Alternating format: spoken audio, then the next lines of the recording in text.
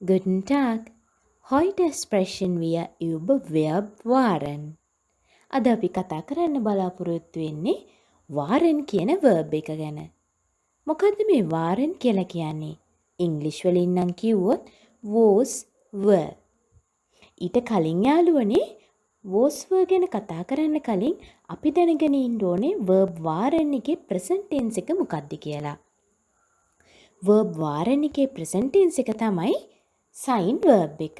ඉංග්‍රීසි වලින් නම් is am are be verb එක. right. එතකොට මම මෙතන verb sign එකේ conjugations දාලා තියෙනවා. Ich bin, I am. Du bist, you are.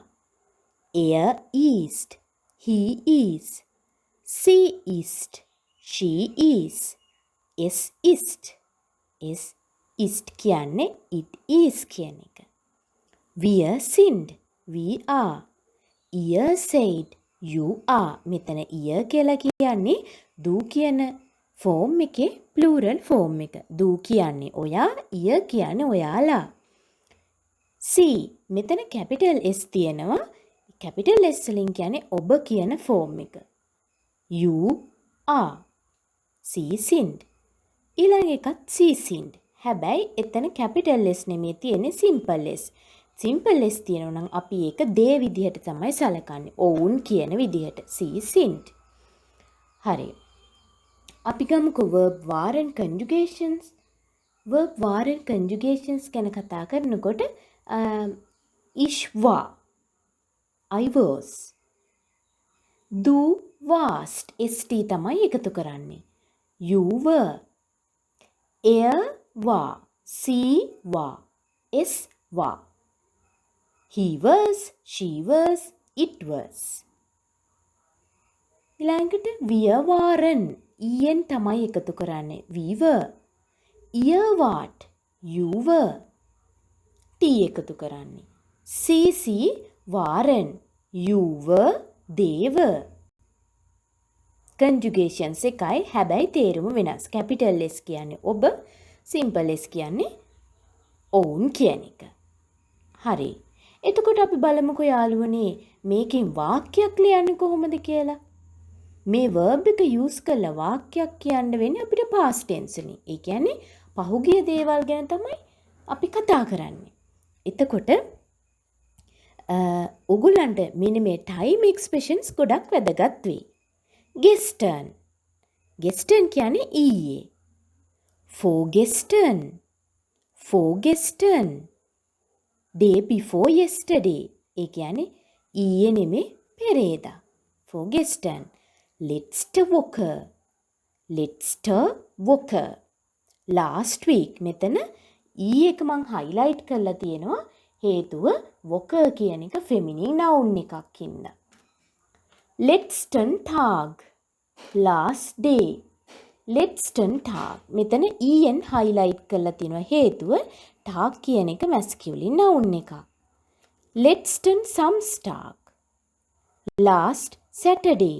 මෙතන en මම highlight කරලා තියෙනවා හේතුව days of the week මම කිව්වා සතියේ සෑම දිනයක්ම masculine nouns.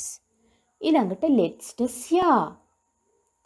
letztes Jahr කියලා කියන්නේ last year කියන එක.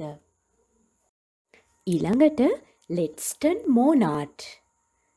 letzten Monat. Monat කියන්නේ month කියන එක. එතකොට months උත් අපි කිව්ව masculine nouns. ඒ නිසා letzten Monat. හරි. ඊළඟට අපි බලමුකෝ මෙතන තියෙන වාක්‍ය දෙක. Ich war gestern in Deutschland. Ich war gestern in Deutschland. මෙතනදී යාළුවනේ ich කියන්නේ subject එක. war කියන්නේ verb එක. අපි gestern කියන එක time expression එකක් විදියට අරගෙන තියෙනවා.